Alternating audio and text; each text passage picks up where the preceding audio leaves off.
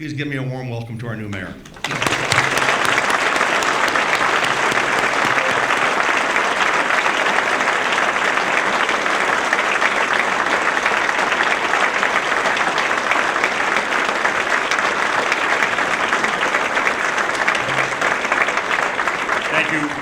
Thank you so much, Kevin, for that introduction. Oz, thank you.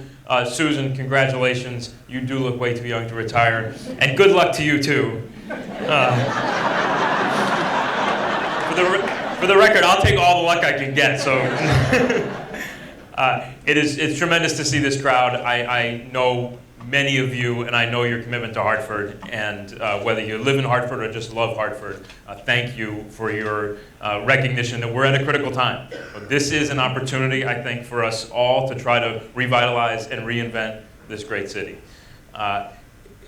The MetroHartford Alliance is a critical part of that. And so to all of the new members who were just announced, congratulations and thank you for your participation. To the Hype members under Julie's leadership, you guys are awesome. And I love the energy that you bring to the city. Almost 2 nights a week, we can find you doing something great in all over the city. I'm going to talk for a little while, but I'm not going to talk for that long because I want to get to a conversation and just have questions and answers.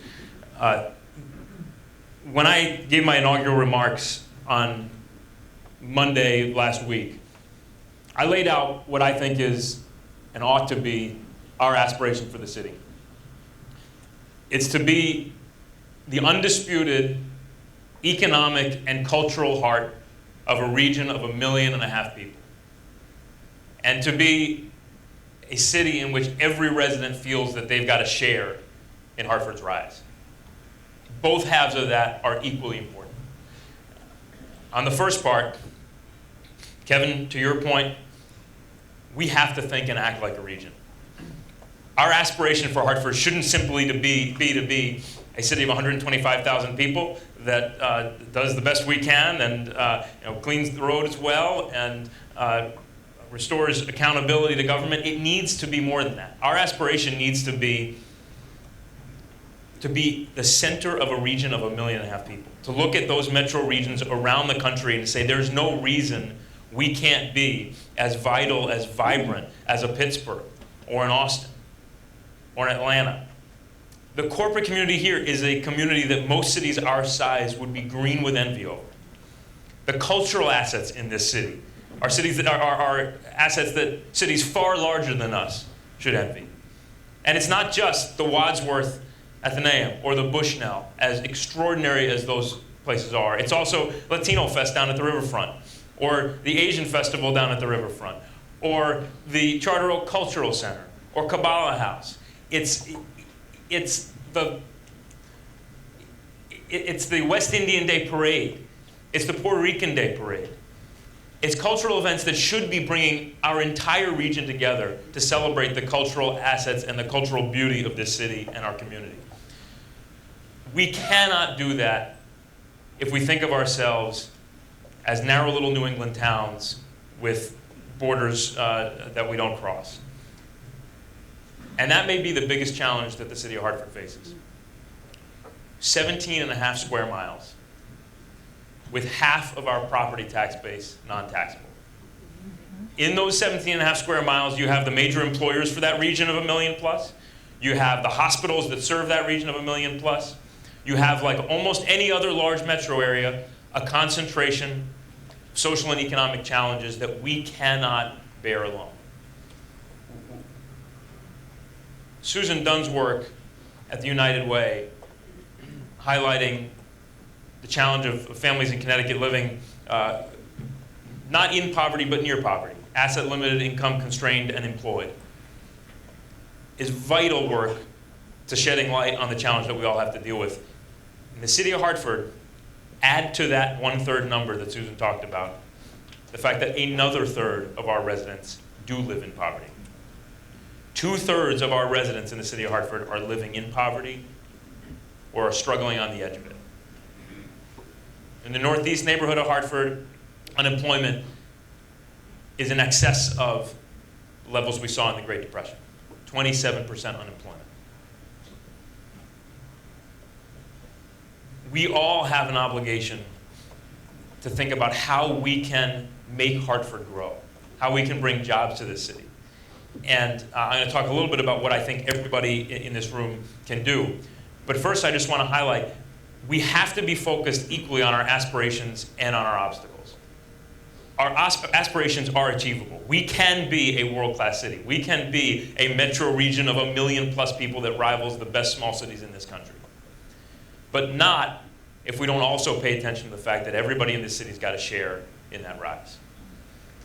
To do that, we need to focus not just on the downtown development, Kevin, that you spoke about, as exciting as that is.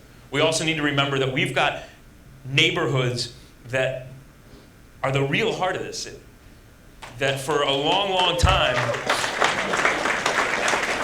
Albany Avenue, Franklin Avenue, Farmington, Maple, North Main, those were real centers of commerce, and of community. That's what knit our city together, and it's what connected us out to the region that so many of you all live in.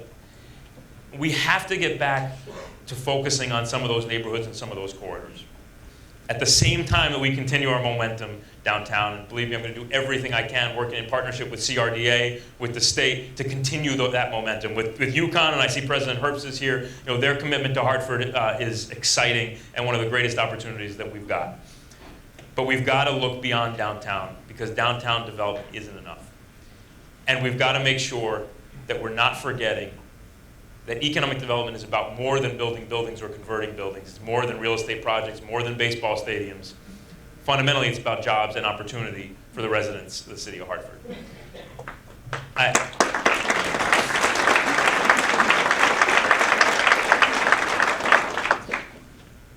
Talk a little bit more about some of the challenges that we face.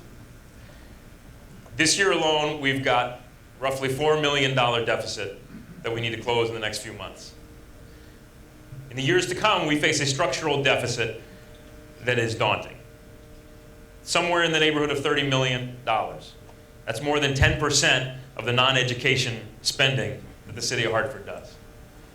That is a huge obstacle for us to overcome.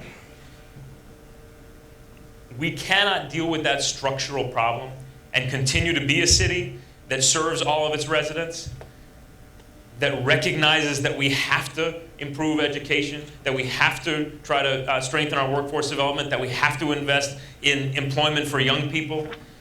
We can't do all those things on the tax base that we have and do it the way that a city that's the economic and cultural heart of a region of 1.5 million people should do, unless we start acting like a region. And that means we're going to have to change the way that we, as a state, fund our cities. Nobody in their right mind would design a state of 169 independent towns these days. Nobody in their right mind would create a city like Hartford, draw a circle around it at 17.5 square miles, and keep all of the property tax base beyond that out of it. There are a lot of ways to get at that challenge, and I don't want to get into a discussion too deeply about that today, but I ask you to recognize that Hartford's challenges are not just that there's been a lack of accountability at times or bad decisions at times. Our challenge is structural. We have to acknowledge this, because it's so easy for folks who are living outside of Hartford.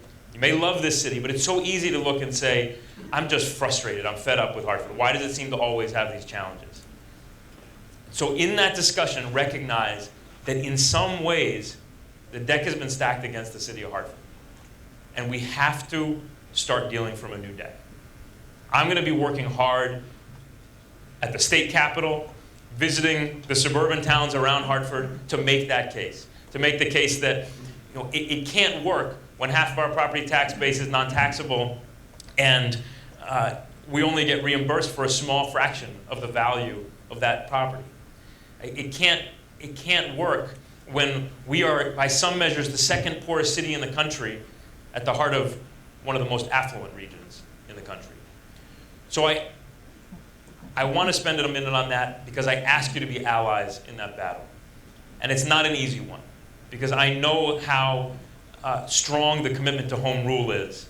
I know how deep the skepticism is about what we can achieve in Hartford. But I also know from this room and the people I know in this room and the energy in this room that everybody here believes we can do so much better in this city, in this region, and that we really can set our expectations and our aspirations at a whole new level and achieve them. I want to talk a little about my commitment to you and to the city, and then talk about what I'm going to a little more ask of you all. My commitment is to tackle the challenges head on. We cannot be afraid to face the obstacles we've got, to make tough decisions. I said through the campaign, and I'll say it again, I want to be here for a while because you can't turn a city around in 4 years. I don't want to be a one-term mayor. But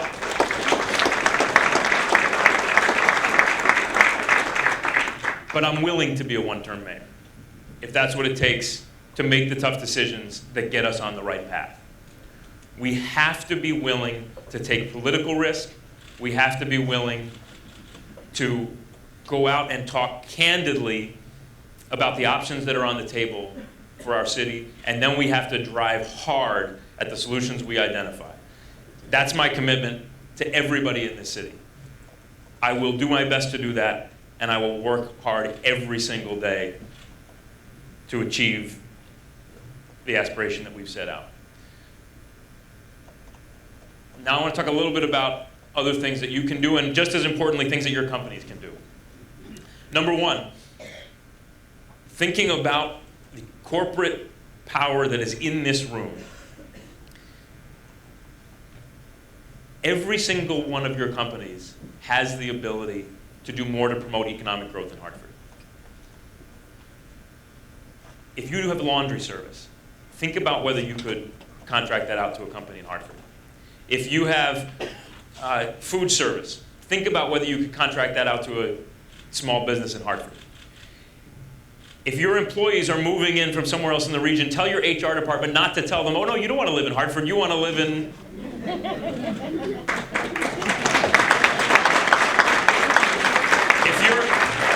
If you lead a team at your company, tell your company, hey, it's Wednesday, I'm going to Bears for lunch. Anybody want to come?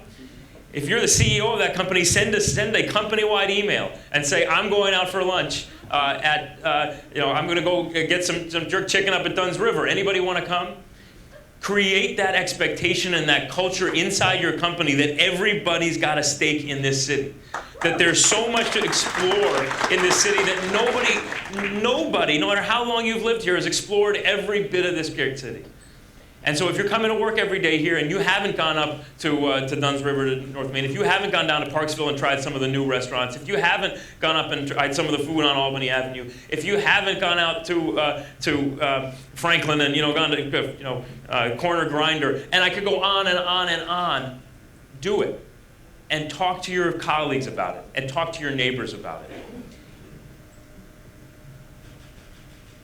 I said in the remarks last Monday, to those of you who have your roots in Hartford, whose families were in Hartford, who may have grown up in Hartford, but if you no longer live here, come home to Hartford.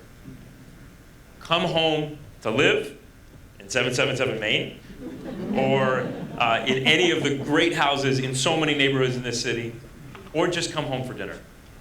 But do it more often, and do it with a recognition that that kind of commitment is just as important as the very generous philanthropic commitment that Susan has encouraged you for so long to make to this city. It's not just about charity. It's about making Hartford the economic and cultural center of this region, and that means for everybody who lives in this region, the economic and cultural center of your life. With that, I'm happy to take questions. But I want to say, I cannot thank you all enough for being here. I cannot thank you all enough for the commitment that you all demonstrate every day in various ways and have for so long. I look forward to working with the Alliance. I also look forward to working with each of you and each of your companies or organizations on a regular basis and making sure that my team understands the importance of building relationships and maintaining relationships with all of you. So thank you very, very much.